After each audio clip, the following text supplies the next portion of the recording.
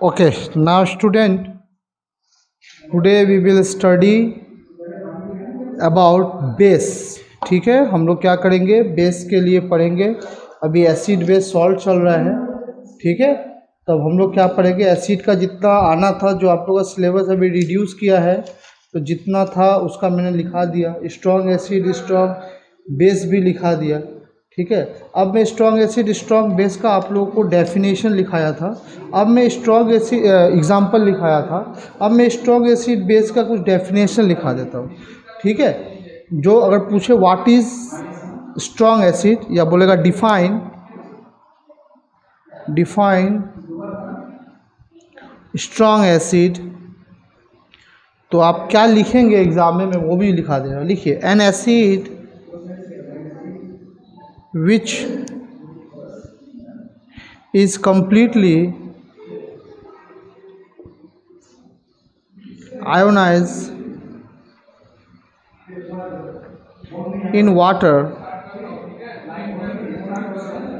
and thus produce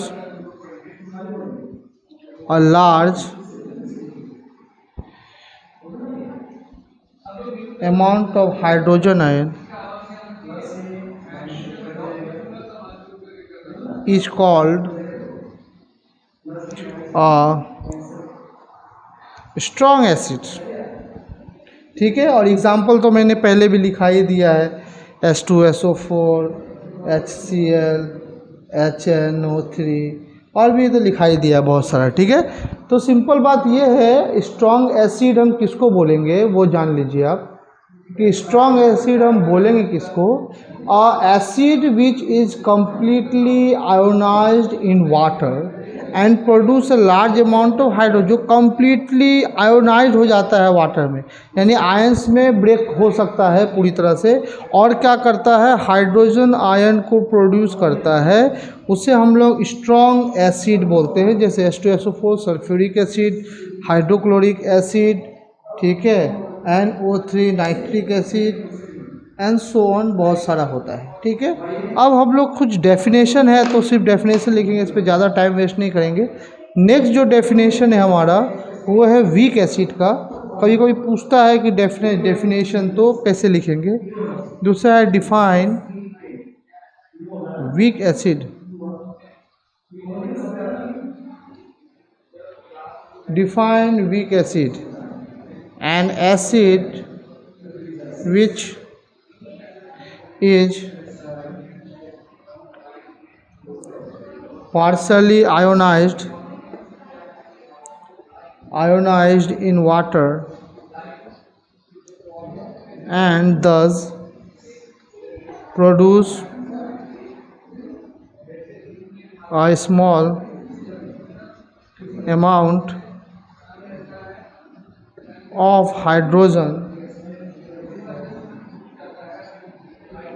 ions is called a weak acid। a weak acid, weak acid क्या है, an acid which is partially ionized in water and thus produce a small amount of hydrogen ions is called a weak acid। Example पहले भी बताया हुआ है, carbonic acid, बहुत सारा बताया है आपको, ठीक है ना, बहुत सारे एग्जाम्पल बताया। Acetic acid CH3 COOH acetic acid, ठीक है। फॉर्मिक एसिड HCOO, या फॉर्मिक एसिड हटा दीजिए तो कुछ और लिख दीजिए, कार्बोनिक एसिड H2CO3 ETC, बहुत सारा आपको पहले भी बता दिया, मैंने एग्जाम्पल बता दिया, ठीक है। तो ये सब कुछ डेफिनेशन अगर पूछ देता है आपको एग्ज़ाम में, तो आप लिख पाएंगे, कोई प्रॉब्लम नहीं होगा, ठीक है। तो अब देखिए, अब हम लोग पढ़ेंगे बेस, ठीक है। अब हम लोग क्या पढ़ेंगे, बेस पढ़ेंगे, ठीक है। अब हम लोग पढ़ेंगे बेस, ठीक है, बेसिस पढ़ेंगे। बेसिस में देखिए क्या है, base are chemical substance which is bitter in taste. तो मैं इसको क्या करता हूँ, जैसे पहले लिखाया था फिजिकल प्रॉपर्टीज, उसी तरह लिख देता हूँ, ताकि आपका क्या हो जाए, डेफिनेशन भी आप लोगों का हो जाए। तो हम बेस की बात करते हैं, तो फिजिकल प्रॉपर्टीज, ठीक है। Physical properties number 1, it is bitter in taste, ठीक है, bitter in taste। Number 2 property, it feel soppy मतलब साबुन की तरह फिसलन वाला, टू टच, मतलब जब आप किसी बेस को टच करेंगे तो सोप की तरह, साबुन की तरह फिसलेगा, हाथ में टची टाइप का होगा, सोपी टाइप का होगा, ठीक है। It turn red litmus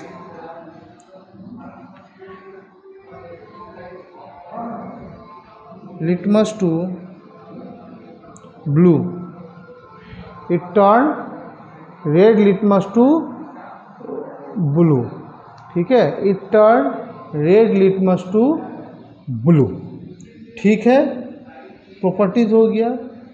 next, it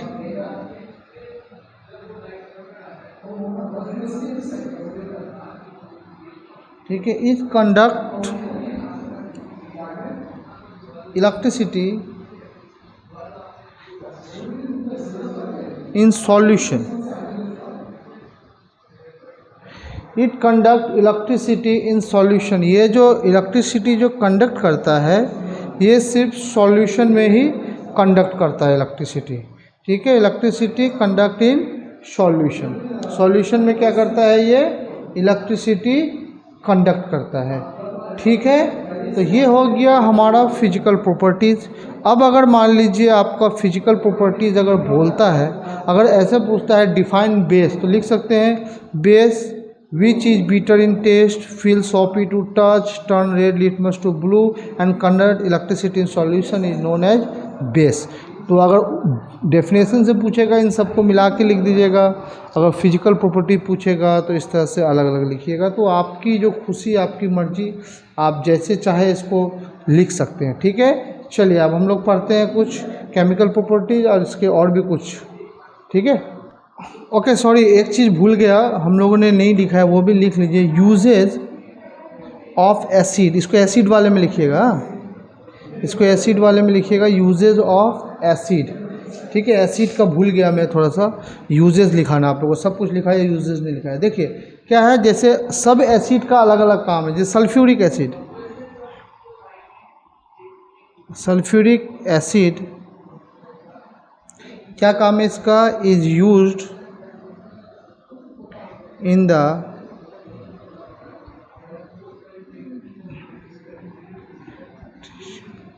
manufacture of fertiliser,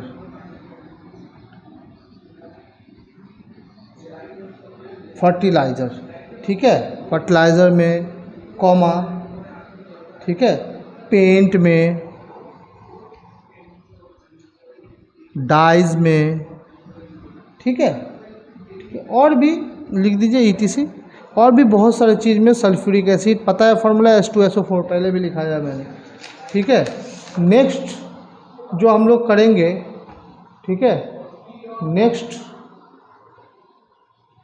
next देखिए, नेक्स्ट क्या है, uses nitric acid. Nitric acid क्या है, is used for making fertiliser, for making, nitric acid का भी फर्टिलाइजर होता है, ठीक है, फर्टिलाइजर में होता है, लेकिन हम लोगों को सल्फ्यूरिक एसिड ज़्यादा यूज होता है, तो इसको छोड़ दीजिए। यूज फॉर, एक ही चीज़ को बार बार लिखने में क्या है, लिख दीजिए। अगर एग्ज़ाम में मान लीजिए आपका सल्फ्यूरिक एसिड नहीं दे के अगर नाइट्रिक एसिड दिया तो फिर याद नहीं रहेगा कि ये फर्टिलाइज़र में भी यूज होता है, ठीक है, लिख लीजिए। फर्टिलाइज़र में भी यूज होता है, एक्सप्लोसिव में भी यूज होता है, ठीक है, क्योंकि nitric acid sulphuric acid approximately एक दूसरे में बहुत चीज़ में यूज होता है। ये भी प्लास्टिक बनाने में यूज होता है, डाइज में भी यूज होता है, और भी बहुत सारी चीज़ में यूज होता है, ठीक है। ये दो और देखिए, और एसिड के बारे में बता रहा हूँ, जो यूजेज जो है ना कभी कभी पूछ देता है आप लोगों को, इसलिए मैं इस पर लिखा रहा हूँ इसको। ठीक है, hydrochloric acid.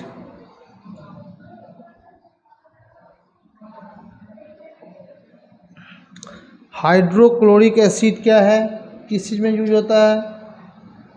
Is used for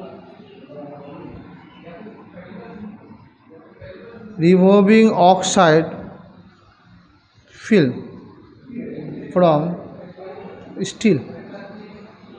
steel में जब ऑक्साइड चढ़ जाता है, ऑक्साइड मतलब क्या होता है, जब उसके ऊपर कोई लेयर चढ़ जाता है, ठीक है, तो वो क्या करता है, ये हाइड्रोक्लोरिक एसिड क्या करता है, समझिए एक तरह से जो गंदगी को क्या करता है, साफ़ करने में मदद करता है। टेक्सटाइल में भी काम आता है, टेक्सटाइल में भी काम आता है, फूड इंडस्ट्री में भी कभी कभी काम आता है। ये फूड इंडस्ट्री में इसका हाइड्रोक्लोरिक एसिड जो है, इसका मात्रा को अप डाउन करके बनाया जाता है। एंड लेदर इंडस्ट्री में भी, लेदर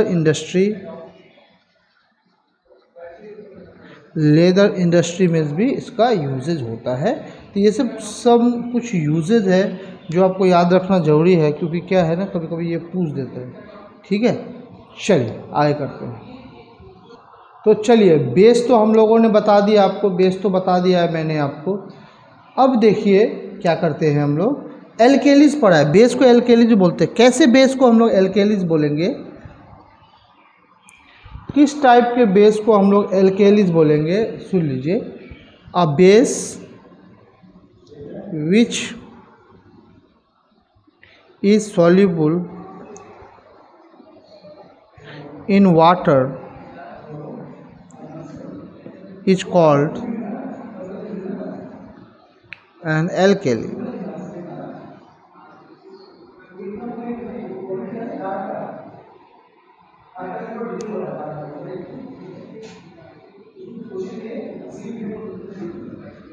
एल्केलीज, ठीक है, वैसा बेस जो वाटर में सॉल्युबल, या बोल सकते हैं water soluble base is known as alkalis. Example, सभी बेस तो सॉल्युबल नहीं होता, कुछ कुछ होते हैं, जैसे सोडियम हाइड्रोक्साइड वाटर सॉल्युबल है, पोटेशियम हाइड्रोक्साइड वाटर सॉल्युबल है, कैल्शियम हाइड्रोक्साइड, ठीक है, उसके बाद अमोनियम हाइड्रोक्साइड, ये लगभग जितने भी हाइड्रोक्साइड है, मैग्नीशियम हाइड्रोक्साइड, जितने भी हाइड्रोक्साइड है वो अप्रोक्सीमेटली सभी क्या है, सॉल्युबल है आपका वाटर में, इसलिए ये एल्केलीज है। ये कैसा, ये बेस है, बट कैसा बेस है, एल्केलीज बेस है या वाटर सॉल्युबल बेस है। तो कभी कभी एग्जाम में पूछ देता है कि name some water soluble base या name some water soluble alkalis, कुछ भी पूछ सकता है। तो इस तरह से पूछेगा तो आप जो है इसको लिख सकते हैं।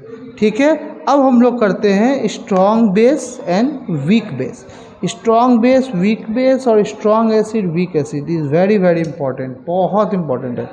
अभी हम लोग करते हैं स्ट्रॉन्ग बेस। ठीक है, अभी हम लोग क्या करेंगे, स्ट्रॉन्ग बेस किसको बोलते हैं, स्ट्रॉन्ग। स्ट्रॉन्ग मतलब क्या है, वो आयोनाइज हो ही जाएगा। स्ट्रॉन्ग मतलब वो आयोनाइज हो जाएगा, लेकिन बेस है, एसिड था तो उसमें हाइड्रोजन आयन था, इसमें क्या हो जाएगा, हाइड्रोक्साइड आयन। चलिए देखते हैं। A base which completely ionize in water and thus produce a large amount of hydroxide ions, यानी जिसको हाइड्रोक्सिल आयंस भी बोलते हैं हम लोग, हाइड्रोक्सिल आयन भी इसको बोल सकते हैं, is called a strong base, या इसको स्ट्रॉन्ग एल्केलीज बोल सकते हैं।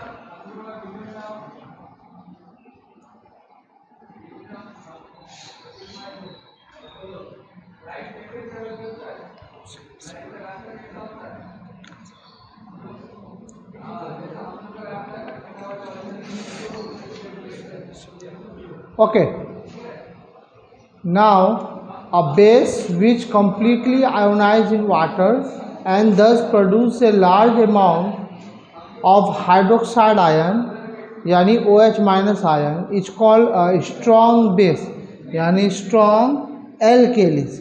ठीक है, एग्जाम्पल बता देता हूँ, कुछ स्ट्रॉन्ग का एग्जाम्पल दे देता हूँ, लिख लीजिए example. Potassium hydroxide, sodium hydroxide. ठीक है, ये सब क्या है, कुछ स्ट्रॉन्ग बेस है, नाम जो आपके एग्ज़ाम में पूछ सकते हैं। ठीक है, अब हम लोग करेंगे वीक बेस। क्या करेंगे अब हम लोग, वीक बेस। स्ट्रॉन्ग हो गया है, अब हम लोग करेंगे कुछ वीक बेसिस के बारे में पढ़ेंगे। ठीक है, वीक बेस, वीक बेस के बारे में पढ़ेंगे। तो देखिए वीक बेस क्या होता है, a base which is partially ionized in water and thus produce a small amount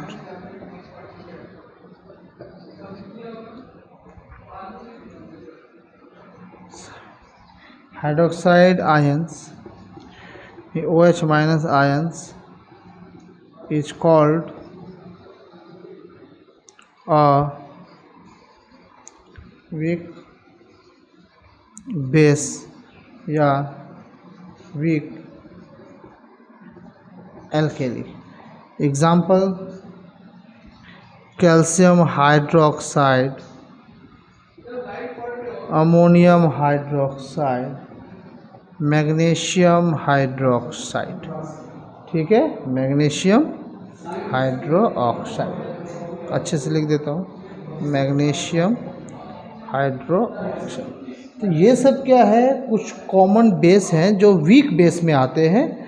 तो एग्ज़ाम में अगर पूछता है तो आप ये सब लिख देंगे, क्योंकि ये सब एग्ज़ाम में बहुत आता है, याद रखिए ये सबसे क्वेश्चंस आता है, तो ये सब आप लिख देंगे।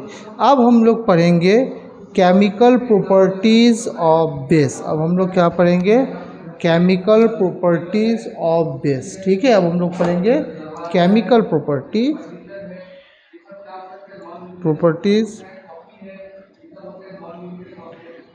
Of base, chemical properties of base. ठीक है, chemical properties of base number 1 क्या है, केमिकल प्रॉपर्टी की base react with some metal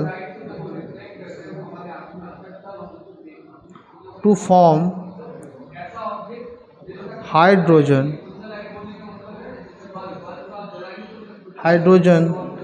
gas। Hydrogen gas, base react with some metal to form hydrogen gas. जैसे बेस है NaOH, इसको अगर किसी मेटल के साथ, मान लीजिए जिंक के साथ रिएक्ट कर दिया तो क्या हो गया, हीट दिया तो क्या बन जाता है Na2ZnO2। ये एक सॉल्ट हो गया, इसको बोलते हैं सोडियम जिंकेट। याद रखिएगा ये नाम, सोडियम जिंकेट। क्या होता है, Na2ZnO2, सोडियम जिंकेट Na2ZnO2। ये क्या बन गया, सॉल्ट। ये क्या है, मेटल जो कि सॉलिड होता है, और ये क्या है, बेस सोडियम हाइड्रोक्साइड। इसको बैलेंस कर देते हैं बस। तो याद हमें ये रखना है, ठीक है, क्योंकि ये तो चेंज होता रहता है। ये तो मैं जिंक के जगह पे कोई और मेटल ले सकते हैं, यहाँ पे NaOH के जगह पे आप KOH ले सकते हैं। ठीक है, तो बेस रिएक्ट विथ मेटल, जब बेस किसी कुछ मेटल से रिएक्ट करता है तो हाइड्रोजन गैस निकलता है। तो हाइड्रोजन कैसा है, ये गैस के फॉर्म में है, और जो बनता है वो है सोडियम जिंकेट बनता है। ठीक है, चलिए दूसरा देखते हैं। नंबर 2 देखते हैं, क्या है, बेस को जब react with acid to form salt and water। ठीक है, base react with acid to form salt and water. जब किसी बेस, कोई भी बेस ले लीजिए, अगर NaOH से ही बना रहे हैं तो NaOH ही लेते हैं। NaOH को अगर हम किसी एसिड H2SO4 से रिएक्ट कराएं, ये है सोडियम हाइड्रोक्साइड सल्फ्यूरिक एसिड। मैं बार बार नाम नहीं लिख रहा क्योंकि ये सब लिखा हुआ है पहले से, तो बार बार नहीं लिख रहा। ये बेस है और ये एसिड है। जब इसको रिएक्ट करते हैं तो क्या बनता है, सॉल्ट बनता है। क्या बनेगा, ये सोडियम SO4 के साथ रिएक्ट करेगा, Na2SO4 बनेगा, जो सॉल्ट प्लस वाटर बनेगा। तो दूसरा रिएक्शन, केमिकल रिएक्शन कैसे याद रखना है कि जब बेस को जब मेटल के साथ करते थे तो हाइड्रोजन गैस मिलता था, और बेस को जब एसिड के साथ रिएक्ट करेंगे तो सॉल्ट भी मिलेगा, साथ में वाटर भी मिलेगा। तो ये याद रखिए हमेशा, ठीक है, इसको हमेशा याद रखना है और ये रिएक्शन को समझना है और इसको प्रैक्टिस करना है। ठीक है, चलिए कुछ और रिएक्शन देखते हैं। चलिए अब देखते हैं तीसरा reaction, base react with non metal oxide to form salt and water. जब किसी बेस को हम रिएक्ट करते हैं नॉन मेटल के साथ, यानी नॉन मेटल के ऑक्साइड के साथ, तो हमें सॉल्ट मिलता है और वाटर मिलता है। यानी ये कैसे बनाएंगे, जब बेस को रिएक्ट करते हैं नॉन मेटल के साथ ऑक्साइड, तो क्या बनता है, सॉल्ट प्लस वाटर। ठीक है, देख लेते हैं। कोई बेस ले लीजिए, जैसे कोई भी बेस ले लेते हैं, कैल्शियम हाइड्रोक्साइड ही ले लेते हैं। चलिए, इसको अगर हम नॉन मेटल ऑक्साइड, CO2 क्या, कार्बन नॉन मेटल है, उसका ऑक्साइड, यानी ये नॉन मेटल ऑक्साइड है, यानी ये बेस है और ये नॉन मेटल ऑक्साइड रिएक्ट करते हैं तो क्या बनता है, CaCO3 प्लस H2O। CO3 मतलब ये क्या हो गया, सॉल्ट, और ये वाटर।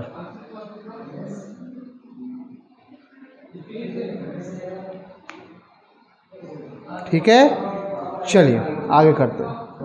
ओके, अब हम लोग क्या करते हैं, कुछ यूजेस देख लेते हैं, यूजेस ऑफ बेस। ठीक है, कुछ बेस के यूजेस देख लेते हैं, जिस तरह से हमने एसिड का देखा था उसी तरह से। जैसे कैल्शियम, जैसे अब देख लीजिए, कोई एक सोडियम हाइड्रोक्साइड लेते हैं, NaOH, पता ही है आप लोगों को, sodium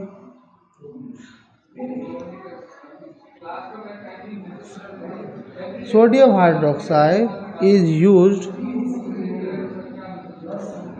in the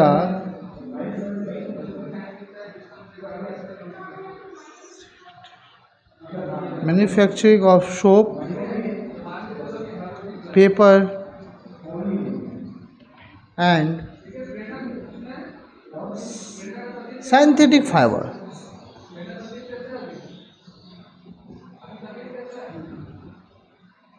synthetic fibre मतलब जिसको रेयॉन भी बोला जाता है। इसी से क्या बनता है, इसी रेयॉन से कपड़ा बनता है।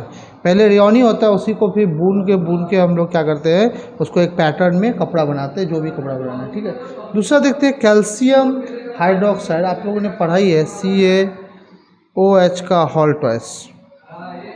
ठीक है, इसको हम लोग कॉमन नेम स्लैग्ड लाइम भी बोलते हैं।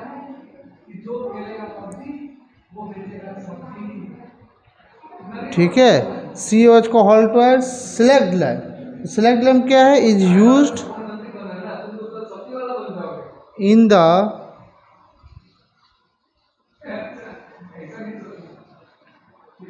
manufacturing of bleaching powder।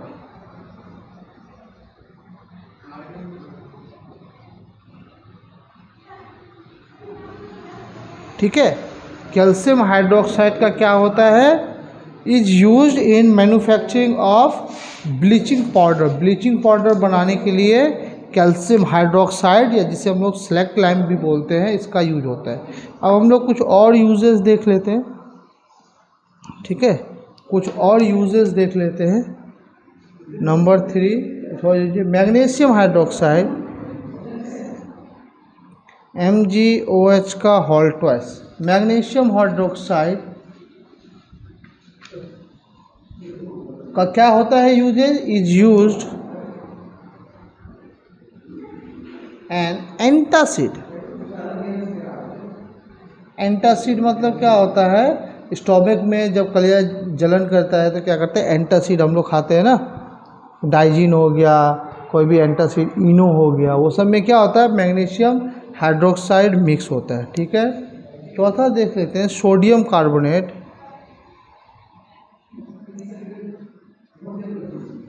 Sodium carbonate is used as washing soda.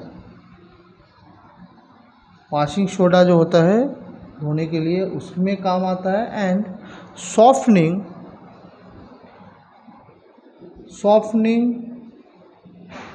Hard water. Hard water मतलब क्या हो गया, वॉशिंग सोडा में जो होता है सोडियम कार्बोनेट मिला होता है, तो जब हम पानी में वॉशिंग सोडा डालते हैं, यानी कोई भी डिटर्जेंट डालते हैं उसमें वॉशिंग सोडा होता है, तो वो क्या करता है, सॉफ्ट वाटर को, हार्ड वाटर को सॉफ्ट कर देता है। इसके कारण क्या होता है, मैल जो है आसानी से निकल जाता है।